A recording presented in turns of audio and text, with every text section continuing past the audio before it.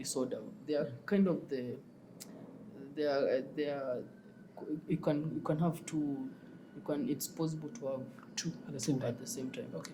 And at times one overlaps the other. So when you get diagnosis, they can tell you have this one, na ingine imejificha juu symptoms ziko common, and that's what happened for me. So there's bipolar, bipolar 2, which I also understand there's bipolar 1 and 2. Yeah, bipolar 1 and 2. Bipolar 1 has a lot of mania, a lot of highs. Bipolar 2 has a lot of lows. There's also attention deficit hyperactive disorder, which is ADHD. And actually, kids have that problem. Yeah, a lot of children have some children who inaanza wakiwa wadogo. And I know that some kids with ADHD sometimes are treated with bipolar, which is like, I feel like, especially when you're dealing with the kids, I feel doctors should be very keen because it can be ADHD, but not bipolar. But I know that there's a mix-up when it comes to that with kids. And also even what you mentioned that some unapata mzazi anasema mtoto wangu atulii, ni kichwa ngumu.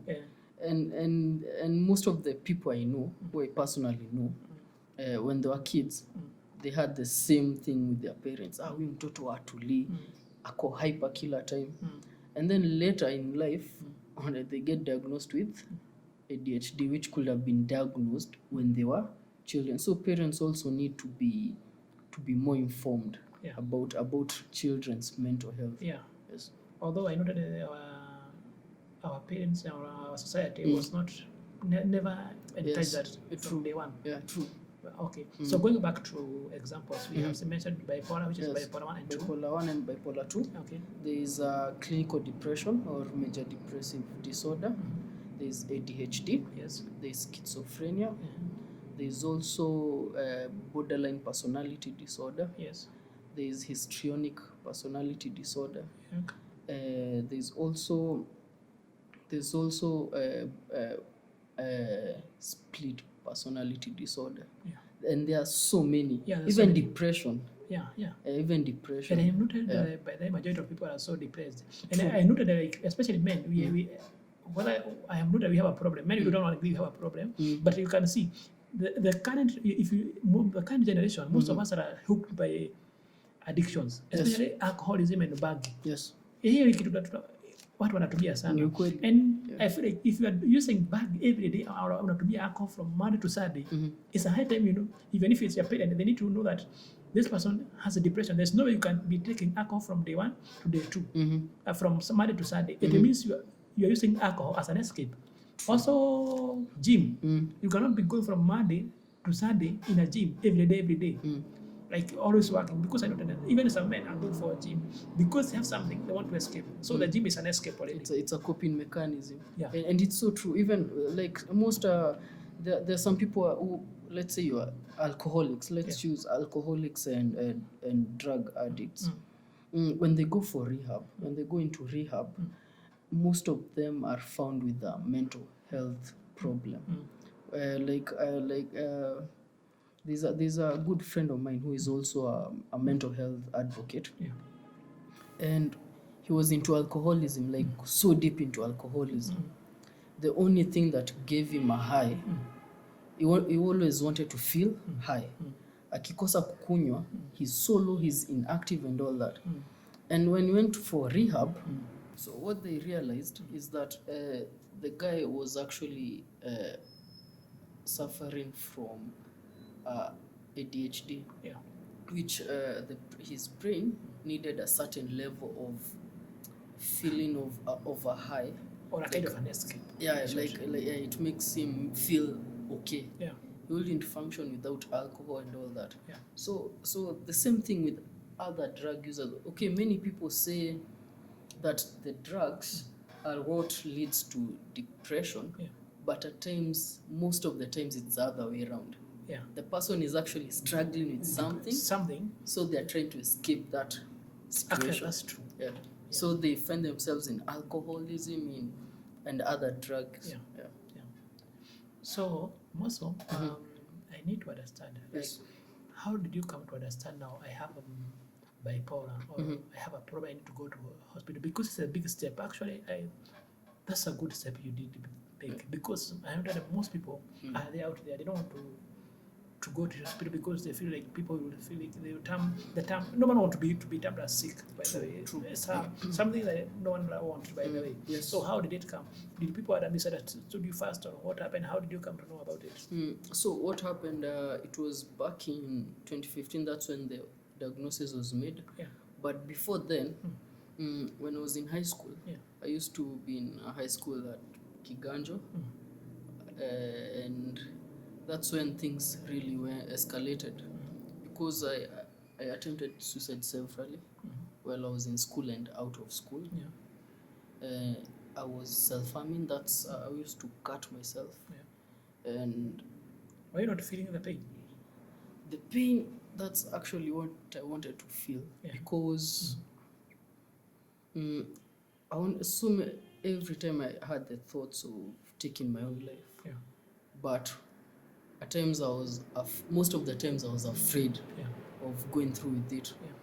So cutting was like an alternative. But you're feeling the pain. Yes. And feeling the pain made me feel I deserve, like it's a punishment. It's like I was actually punishing myself for all these things I was sikuwa najielewa kabisa, like nilikuwa place uko kwa giza, unajaribu kutoka lakini hauwezi, alafu ilikuwa place messed up sana, because I remember, I went all the way even after the diagnosis. I still struggled. So how I got to know about the diagnosis was through a friend. I opened up to a friend. And hii time 11 back, hii time uko unajikata. Kuna mtu alinota ama watu hapo wananota unajikata. Sasa kenye ili happen, watu shule wakati wali notice, there was a lot of criticism, name calling and bullying. So nilikuwa ito devil worshipper, attention seeker, nikachapwa. Because they feel like you are devil worshiper. And actually the same thing happened. Because I also have the same kind of a story where someone used to do the same, but even me that time, I used to think that this person is a devil worshiper. Because it's something, it's something you've never seen, and it involves blood and harming yourself. You cannot understand. But now, I think something happened along the way. I came to have that interest of mental health, what is mental health, and learn more about it. And I felt sorry for myself, because I know that if this is how I used to understand, because I always tell these people like, the person I nilikuwa naona like wewe jamani devil worshiper. But now I feel guilty because I know I did a mistake. Because this person was crying for help, so someone to understand.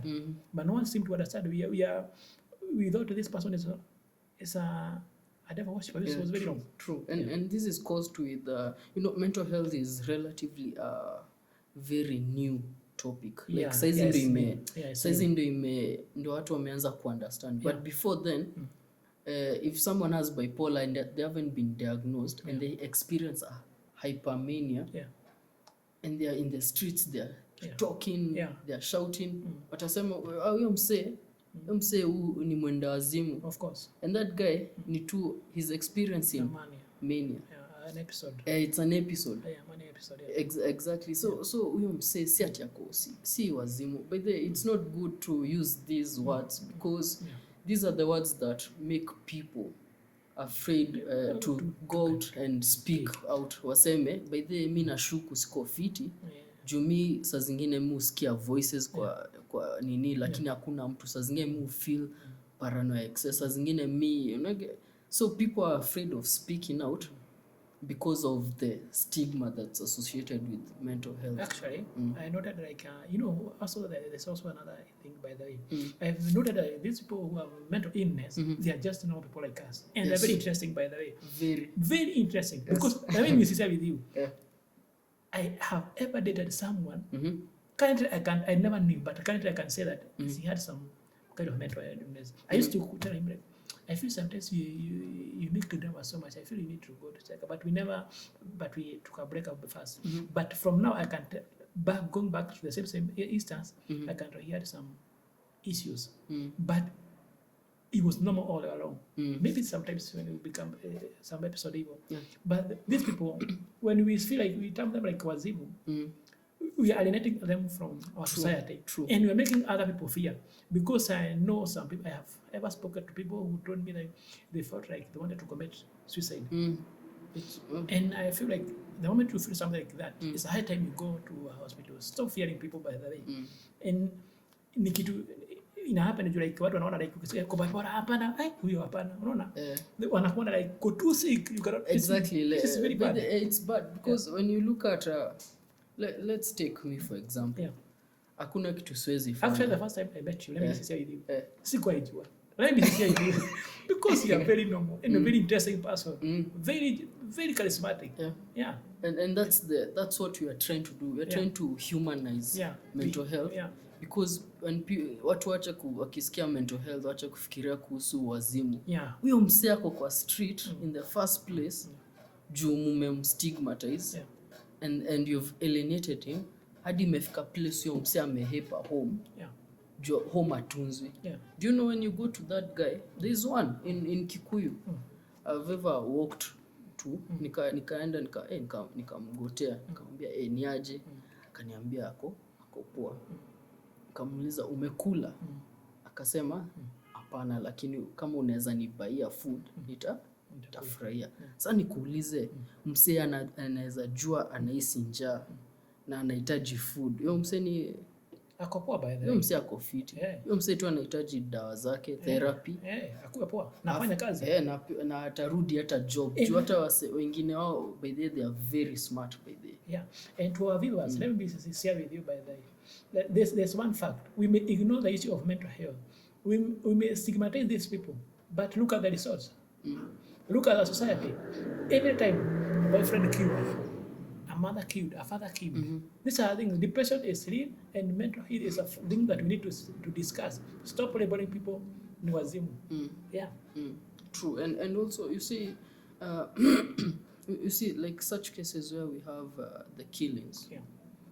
Okay, on my personal view is we have a legal, protocol, sindio? I think the best thing we should do, we should embrace him mambo like psychiatric evaluation. Because I believe and I feel so many innocent people are in jail right now. Okay, yes, they committed a crime, but if that person instead ya kufungwa angepelekwa. Now I think I just found someone who agrees with me. Because I'm totally against about what is happening with these people. Like I know that like a normal man mtu ako hana shida pahali popote hawezi live. Si ni kweli? Yes. But I know that most people who live just develop a depression and maybe it's